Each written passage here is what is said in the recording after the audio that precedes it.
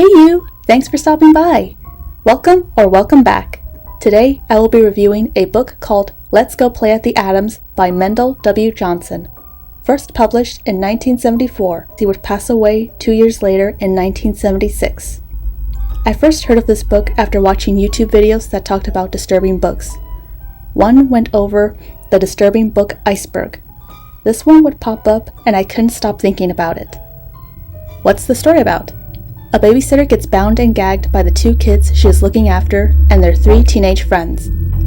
That's right, the kids are the villains. Children are scary. There is only one thing worse than a rapist. Boom. A child. No. When it's children committing horrible acts, it's a whole new level of disturbing because children are sweet and innocent. Well, when they're not being loud. I will use YouTube-friendly language when describing the dark moments in the story. Content warning, this will involve essay, so if that bothers you, you can click off the video. How disturbing is this book? Let's find out.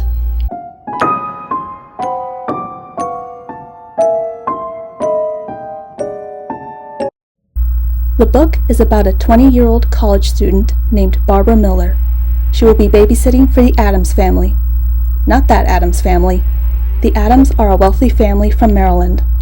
The term to describe them would be WASP, which stands for White Anglo-Saxon Protestant. The parents are going to Europe for 2 weeks, so Barbara will be watching their children, Bobby and Cindy Addams, 13 and 10 years old, respectively. Every time I heard the names Bobby and Cindy, I kept thinking of the Brady Bunch characters. Johnson wrote this right around the time when the Brady Bunch was airing, so maybe he used the show for inspiration? That's just my theory. Because I thought of the Brady kids, this story sounds like a Brady Bunch fanfic. The story starts with Barbara teaching Cindy how to play piano before taking them to church. Barb puts on her modest white dress. After church, she takes the children to go swimming in the family's station wagon. As she watches the kids from afar, she drinks a little before passing out. Barbara wakes up gagged and tied to a bed. Bobby had knocked her out with chloroform. The children start doing what they want, watching TV and eating junk food. Those kids ain't right. Later, Bobby calls his friend John to tell him what he did and to come over. The siblings wait anxiously outside for their 3 friends to arrive.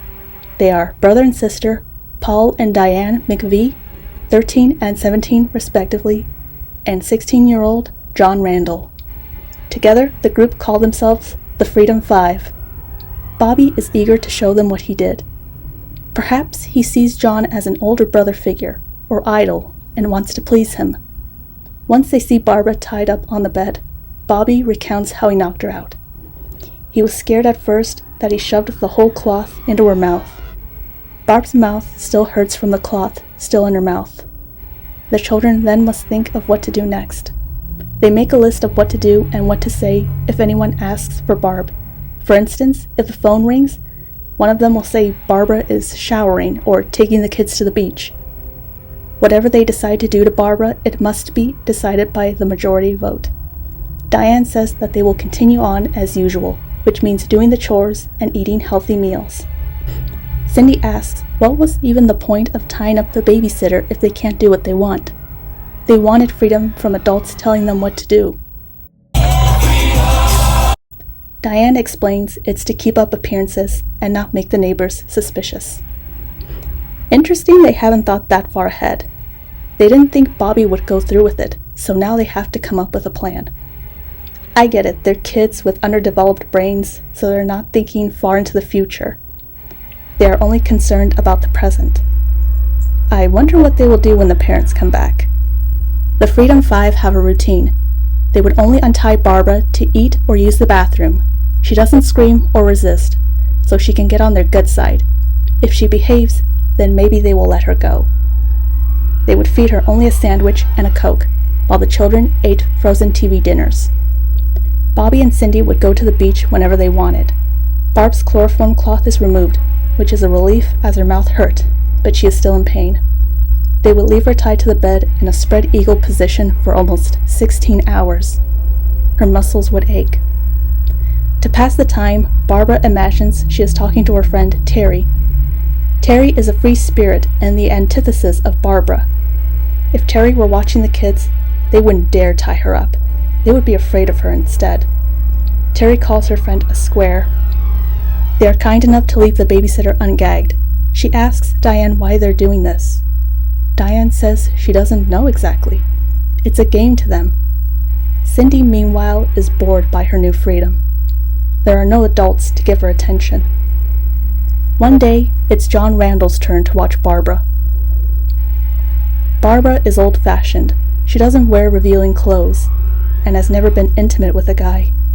She has an alter ego named Sexy Barbara that she keeps isolated in her mind. Missed opportunity to call her Sexy Barbie. She doesn't want him to leave, so she asks him about school, talking as Sexy Barbara. They talk about sports. They talk about a girl he went steady with. Eventually, he asks if he can kiss her, but she refuses. When it's Cindy's turn to watch her, she brings up that they decided to cut off her nightie tomorrow. Barbara gets angry and yells for Bobby to untie her. Cindy gets scared and goes for Bobby. The children are frightened by her yelling. Bobby puts a pillow over her face while Cindy goes to get the chloroform. Barbara later wakes up gagged again. The Freedom Five meet in the bedroom where Diane cuts off Barb's nightie with scissors. Cindy giggles while the rest are shocked. John Randall looks down. Barbara is naked, and she stays that way for the remainder of the book. Now they want to humiliate her. It's Paul's turn to watch her. I haven't talked about Paul yet. He's the most unhinged of the group, a ticking time bomb. He talks about wanting to do things to Barbara. She's tied to a chair and naked. He pulls out his knife and runs it across her neck. He doesn't cut her, but leaves pink slash marks. I'm surprised that's all he did. For a book this disturbing, I expected him to cut off a finger or toe. There's a paragraph about how everything is hard for Paul. Maybe the book is implying he has a learning disability. We also learn Diane acts as a second mother to him. She would console him at night when he would wet the bed or have a nightmare. It's moments like this that make the characters more fleshed out, instead of just evil teens. I wish we got more of this. When it's John Randall's turn to watch Barbara, he, forces himself on her. Diane doesn't walk in until it's over. She asks what he did to her. He replies, he did everything. Cindy walks in and notices blood on the sheets, and on Barb's leg. Cindy's mother had told her what bloody sheets mean, so she is unfazed. If it wasn't clear enough, Barb tells Diane he assaulted her, and worried she might get pregnant. Diane asks if she's on the pill. Barb replies that unless she's married or going to sleep with every boy she meets, there's no need to. Barbara is disgusted. She refuses to eat the chicken sandwich they made for her, so Bobby and Cindy split it. The fear of being pregnant out of wedlock reminds Barbara of a girl she knew on campus who terminated a pregnancy. She also thinks of her kind of boyfriend, Ted, a man she met at the pool. Barbara's not that kind of girl who does it in the back of cars or in motels. Did I mention she dresses modestly? But if she had known she would get tied up and assaulted, then Ted would have been her first. That night, Bobby sees a man outside who they dub the Picker. The Pickers are what they call Mexican workers who go up to Maryland for a few weeks to do hard labor. Bobby recalls his parents saying they spoke in another language they called Pachuco. Pachuco means, according to Merriam-Webster Dictionary, quote, a young Mexican-American having a taste for flashy clothes and a special jargon and usually belonging to a neighborhood gang, unquote. I didn't expect this book to cover racism. These are white teens in a mostly white neighborhood in the 70s, so they would be ignorant about minorities. I also think Johnson brought this up as a sort of commentary on how minorities are poorly treated, and you'll see why later. The Freedom Five fear that if the Picker gets close enough to the house, he will discover their secret. Meanwhile, Barbara is allowed to use the restroom when she drops her washcloth. Diane bends down to pick it up, and Barb grabs her from behind. John punches her in the face. She lets Diane go and falls to the floor. They drag the babysitter to the basement. Later on, they order groceries from Mr. Tillman, who delivers it himself. Diane greets him. Mr. Tillman says Barb needs to sign for it since she's the one who put the order in. Cindy pretends to be Barb and yells from upstairs, saying that she is showering and for Diane to sign it. Those kids are getting clever. Mr. and Mrs. Adams will be back from their vacation soon, so the Freedom Five think about what to do with Barb. They know she will tell. The kids will get more than a spanking when their parents find out. They vote on killing her. Bobby is the only one who votes against it. As strange as it sounds, he says he cares about her. They will kill Barb and blame the picker. Since Bobby's father is a doctor, he asks about fingerprints and the time of death. The group agree to wipe their fingerprints and footprints. There is doubt on how they will frame the picker, since he will only deny it when caught. When John Randall goes to watch Barb, he assaults her again. Barb thinks to herself he's handsome enough. When he finishes, she asks if he will kill her. He says he doesn't know. She pleads with him to stop, but he says he can't. Later, it's Diane's turn to watch her. She washes the blood and piss off Barb and brushes her hair. Her wrists are bloody from the ropes. Once again, Barbara asks why are they doing this and to stop it. Diane again says it's a game and that somebody has to win, somebody has to lose. Barbara finally begs them to kill her. That afternoon, the Freedom Five gather to finish off Barbara. Paul heats a poker on a grill until it is red hot and pokes Barbara with it. He puts the metal to her breast. Diane, Bobby, and Cindy have a turn. After a while, she stops reacting to the pain, making the torture no longer fun. So Paul strangles her, finally putting an end to her suffering. The children pay the picker, named Cruz, $5 from Barb's purse to clean the house, so his fingerprints will be everywhere. Paul and John lead Cruz to the basement, where he sees Barbara's body. He turns around in horror and is shot by John and Paul.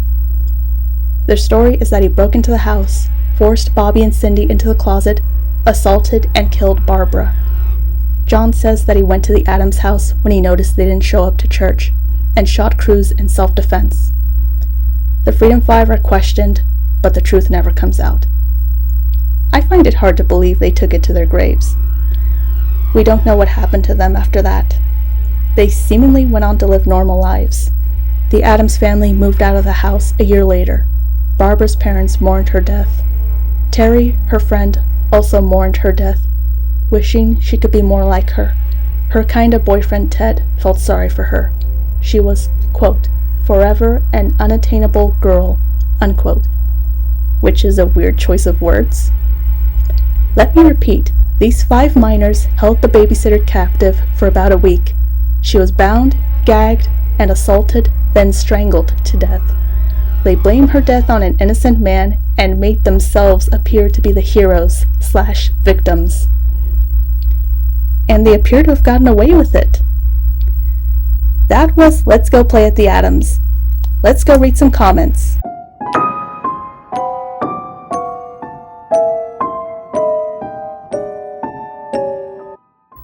What are other people's thoughts on this book? Let's read some comments. The good, the bad, and the ugly. Quality literature or exploitive crap? Who knows? But this WASP horror novel about nice suburban kids torturing their babysitter is an experience that sticks with you, for better or worse. Goodness, go out of the world. Dark, disturbing, unsettling. Obviously, there's a cult following surrounding this book, most likely because it has been unavailable for such a long time. Does the hype live up? I'm not sure.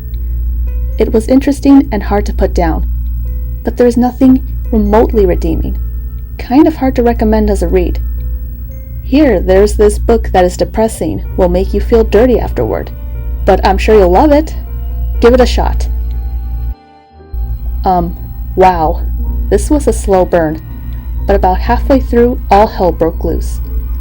I never would have thought a horror novel written in 1974 would be so devastating.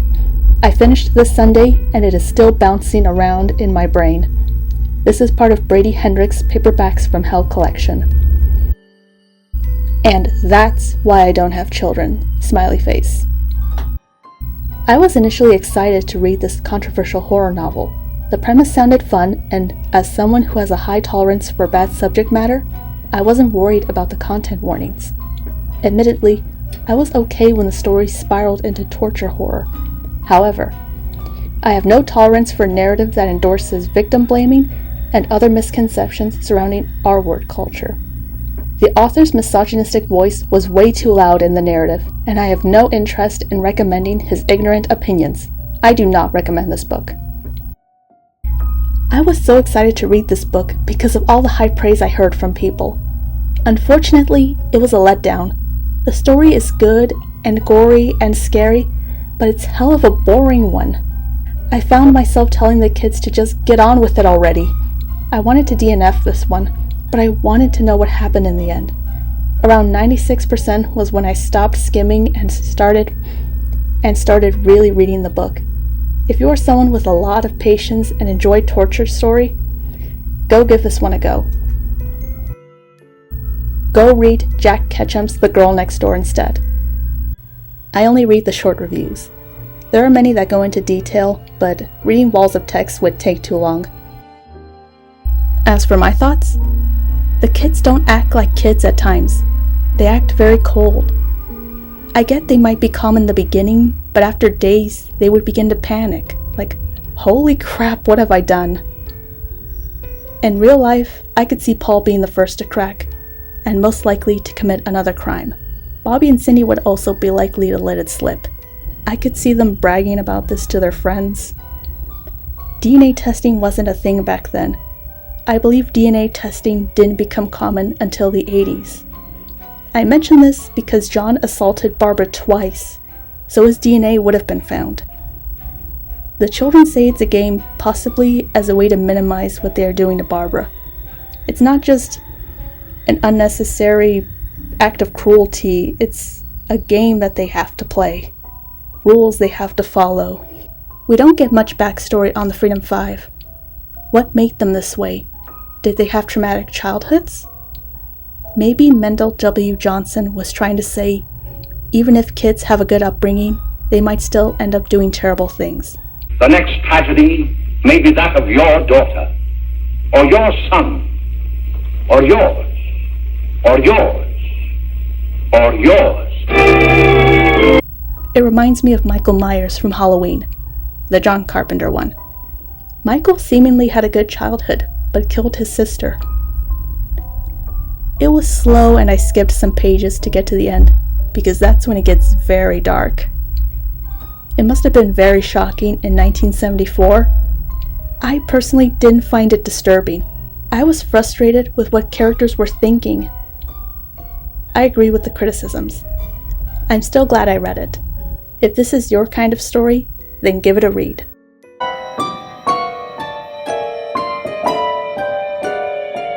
If you like this video, then consider liking, subscribing, or sharing. What are your thoughts on Let's Go Play at the Adams? Do you like it or hate it? Let me know in the comments. Thanks for stopping by.